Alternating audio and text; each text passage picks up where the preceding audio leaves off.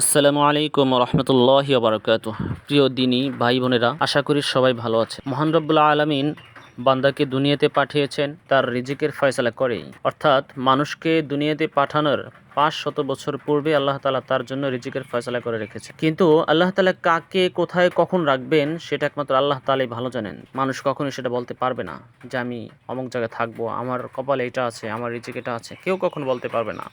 এই যে মসজিদখানা দেখছেন, এটা হচ্ছে একটা পাঞ্জাগানা মসজিদ। এখানে আমি 5 ওয়াক্ত নামাজের ইমাম, আলহামদুলিল্লাহ, শুকরিয়া আদায় করি। কিন্তু বিষয়টা হচ্ছে আমি তো আসলে এখানে থাকার মতো না। আমি নামাজ পড়িয়েছি, ইমাম খতিব ছিলাম জামে মসজিদে, তাও দোতলা বাজারে মসজিদ, অনেক বড় মসজিদ। ইন্টারভিউ দেওয়ার মাধ্যমে আমি ওখানে টিকেছি, আলহামদুলিল্লাহ। গত করোনায় আমি ওখান থেকে চলে আসছি। করোনার পরে ভাগ্যের কি নির্মম পরিহাস দেখছেন না, আমার কপালে এই পাঞ্জাগানা মসজিদ শেষ পর্যন্ত ছিল।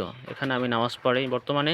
আসলে এখানে আমার ভালো লাগে না, এটা হচ্ছে আমার থাকার জায়গা, এখানে আমি থাকি। ভয় লাগে রাত্রেবেলা, একা একই থাকি তো অনেক ভয় লাগে। আশেপাশে বাগান, বাঁশের ঝাড়, খুব ভয় লাগে। নিচে মাটি, অনেক সময় সাপের ভয় থাকে, টিনের বেড়ার নিচ দিয়ে নাকি সাপ চলে আসে, এটারও ভয় লাগে। একদিন দেখি নিচে গুইল সাপ, বিশাল, দেখে ভয় পাইছিলাম। যাই হোক, আল্লাহ তাআলা কাকে কখন কোথায় রাখে সেটা আল্লাহ তাআলা ভালো জানেন। না করে দিয়েছে যদিও আমি এখান থেকে চলে যাব। এখানে আসছি মূলত একটা দাখিল মাদ্রাসায় শিক্ষকতা করার জন্য।